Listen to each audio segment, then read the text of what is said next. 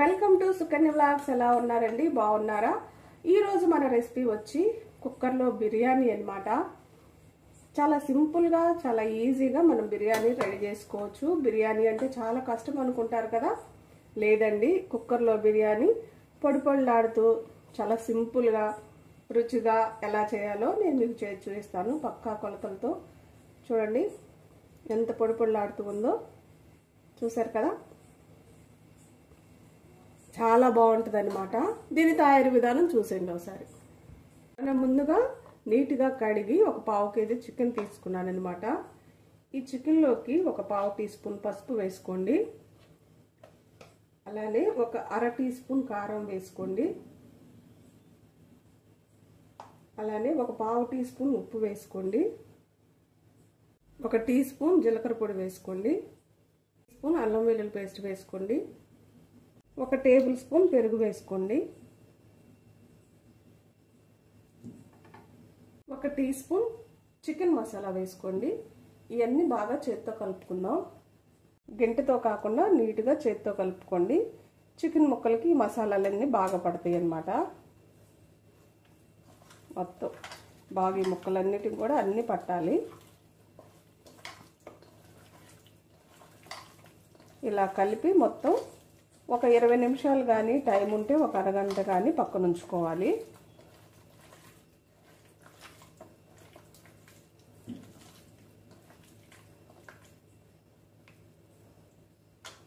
మూత పెట్టి ఇది పక్కన ఉంచుకుందాం. మనం ఒక గిన్నె తీసుకొని, నేనైతే బాస్మతి రైస్ తీసుకుంటున్నా. మీ దగ్గర నార్మల్గా బీపీటీలో ఉన్న తీసుకోండి. 2 కప్పుల బియ్యం తీసుకుంటున్నాను. 2 కప్పుల బాస్మతి రైస్ తీసుకున్నాను. ఎందుకంటే మనం చికెన్ పావు కేజీ తీసుకున్నాం కాబట్టి బియ్యం కూడా పావు కేజీ తీసుకుంటున్నాను. ఇప్పుడు బాగా వీటిని 2-3 సార్లు కడిగి ఒక 10 నిమిషాలు నానబెట్టుకుంటే సరిపోతుంది, ఎక్కువ అవసరం లేదు. ఇప్పుడు మనం స్టవ్ వెలిగించుకొని ఒక కుక్కర్ పెట్టుకున్నాం. ఈ కుక్కర్లో ఒక 5 టేబుల్ స్పూన్ల దాకా నూనె వేసుకోండి. నేను ఇప్పుడు కుక్కర్ బిర్యానీ చాలా సింపుల్గా మీకు చేసి చూపించాలని వీడియో చేస్తున్నాను. నా దగ్గర చిన్న కుక్కర్ ఉంది కాబట్టి పావు కేజీ తీసుకున్నాను. మీరు పెద్ద కుక్కర్లో ఎక్కువ కేజీ కూడా చేసుకోవచ్చు అనమాట. కొలతలు పెంచుకొని కొంచెం నూనె వేడవనిద్దాం. ఇప్పుడు ఒక ఉల్లిపాయ సన్నగా కట్ చేసుకొని మంచిగా వేయించుకోవాలి. ఉల్లిపాయల్ని ఎర్రగా అయిందాక వేయించుకోవాలి.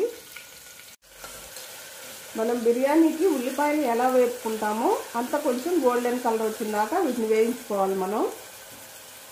ఉల్లిపాయలు అయితే వేగిపోయినాయి చూడండి, ఇలా వేగిపోవాలన్నమాట. ఇప్పుడు మనం చికెన్ వేసుకుందాం. దీంట్లో మనం ముందుగా కలిపి ఉంచుకున్నాం కదా, ఆ చికెన్ వేసుకోవాలి.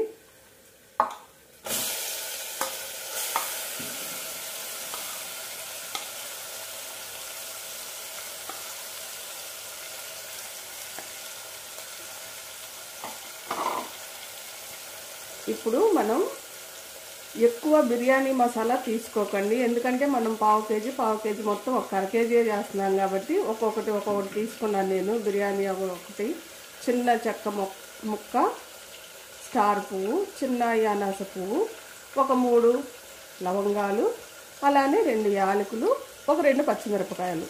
ఇంకెంతకన్నా ఎక్కువ అవసరం లేదు. దీంట్లో కొత్తిమీర పుదీనా వేసుకోండి. కొంచెం నిమ్మరసం పిండుకోండి.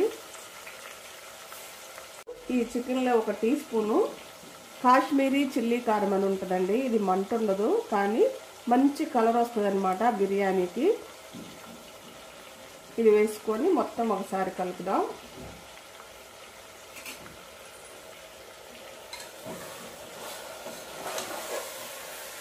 ఈ చికెన్లో నీళ్ళంతా కూడా పోయి చికెన్ దగ్గరికి అయినాక మనం ఇలా కలుపుతూ ఉడికించుకోవాలన్నమాట. నీరేముండకూడదు. చూసారా, కలర్ మారిపోయింది చూడండి. ఇదంతా కలిపి బాగా ఉడికించుకుందాం ఒక 10 నిమిషాలు. చూడండి, చికెన్ అంతా కూడా నీళ్లు లేకుండా చక్కగా నూనె పైకి వచ్చింది. ఇలా ఉడకాలన్నమాట చికెన్. ఇప్పుడు ఈ చికెన్లో మనం ముందుగా నానబెట్టుకుని ఉంచుకున్నాం కదా బియ్యం, అవి వేసుకుందాం. నీళ్ళు లేకుండా వేసుకోండి, ఎందుకంటే మనం కొలతలతో తీసుకోవాలి.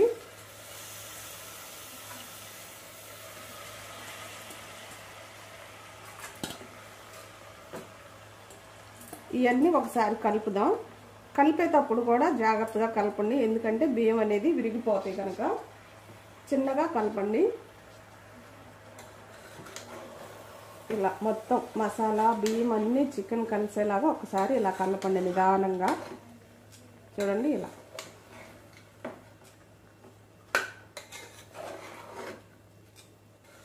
ఒక్క నిమిషం ఇవి కూడా వేగనివ్వండి. చక్కగా చికెన్తో పాటు బియ్యాన్ని కూడా కొంచెం ఉడకనివ్వండి. ఒక్క నిమిషం చాలు, మనం కలిపేలోపు అయిపోతుంది.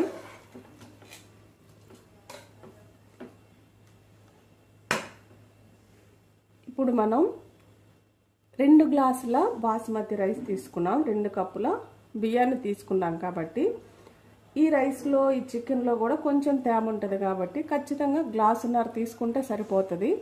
అలానే గ్లాసున్నర నీళ్లు తీసుకున్నాక 2 విజిల్స్ రావాలన్నమాట. ఇప్పుడు నీళ్లు తీసుకుందాం. మనం కప్పున్నర నీళ్లు తీసుకుందాం.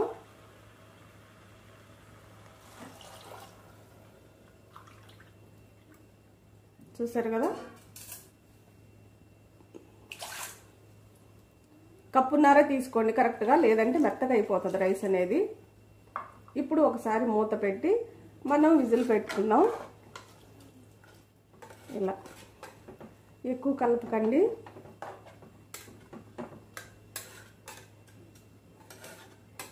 ఈ బియ్యం అన్నీ కూడా చక్కగా నీళ్ళలోకి నెట్టుకొని కుక్కర్ మూత పెట్టేసుకొని ఒక 2 విజిల్స్ రానిద్దాం. మనం కుక్కర్ మూత పెట్టి హైలో 2 విజిల్స్ రానిచ్చుకుందాం. మనకి కుక్కర్ అయితే 2 విజిల్స్ వచ్చేసి స్టవ్ కట్టేసుకున్నాం. వెంటనే మనం కుక్కర్ మూతనే తీయకూడదు. ఈ ఆవిరంతా పోయిందాక దీన్ని ఇంతే వదిలేసేయాలన్నమాట. ఆవిరిపోయినాక మనం మూత తీసి చూద్దాం. ఆవిరైతే పోయింది, బిర్యానీ తీసేద్దాం, చూపిస్తాను మీకు. మన కుక్కర్ ఆవిరంతా కూడా పోయిందండి. ఆహా, చూసారా బిర్యానీ ఎలా ఉందో, పొడి పొడిలాడుతూ కమ్మని వాసన. చూడండి, సింపుల్గా ఈజీగా మనకి కుక్కర్లో బిర్యానీ అయిపోతుందండి. బిర్యానీ అంటేనే చాలా కష్టం అనుకుంటారు, కానీ మనం ఇలా బిర్యానీ కానీ చేసామంటే మనకి వచ్చిన టైము అన్నీ కూడా కలిసి వస్తాయి అన్నమాట. చూసారు కదా, కొంచెం కొత్తిమీర వేసుకొని మళ్ళీ కొంచెం నెయ్యి వేసుకోండి. పైన 1 టేబుల్ స్పూన్ నెయ్యి వేసుకోండి. చాలా చాలా రుచిగా ఉంటుంది బిర్యానీ. ఇప్పుడు దీన్ని ప్లేట్లోకి తీసుకుందాం. మన బిర్యానీ అయితే రెడీ అయిపోయింది. ప్లేట్లో కూడా తీసుకున్నాం. మనకి ఇక ఏ కర్రీ కూడా అవసరం లేదు బిర్యానీలోకి. పెరుగు చట్నీ ఉంటే చాలు. చూడండి ఎంత పొడి పొడిలాడుతూ ఉందో రైస్. చాలా సింపుల్గా అయిపోతుంది, చాలా రుచిగా ఉంటుంది. మనకి చుట్టాలు వచ్చినప్పుడు ఇంటికి మనం సింపుల్గా తొందరగా చేయాలంటే ఇలా కుక్కర్ బిర్యానీ చేసేయండి. అంతేకాదు మనం బియ్యాన్ని బట్టి నీళ్లు తీసుకోవాలన్నమాట. ఈ బియ్యం అనేది కొంచెం అంత పాత బియ్యం కాదు కాబట్టి కప్పున్నర తీసుకున్నాను. మీరు పాత బియ్యం అనుకో ఖచ్చితంగా 2 కప్పులు తీసుకోండి, సరిపోతుంది అనమాట. ఎంత పొడి పొడిలాడుతూ వచ్చిందో. దీంట్లో కొంచెం నెయ్యి కూడా వేసుకున్నాం కదా, ఇంకా రుచి పెంచేసిద్ది అనమాట. అలానే వీటితో పాటు చక్కగా చికెన్ ఫ్రై అనమాట పిల్లలకి. చూడండి ఎలా ఉందో ఫ్రై. ఈ ఫ్రై చాలా రుచిగా, చాలా సింపుల్గా ఎలా చేసుకోవాలో కూడా మన ఛానల్లో ఉంది. ఇలా ఈ ఫ్రై ముక్క, ఈ బిర్యానీ, ఉల్లిపాయ ఇవన్నీ నంజుకొని తింటే సూపర్గా ఉంటుంది అనమాట.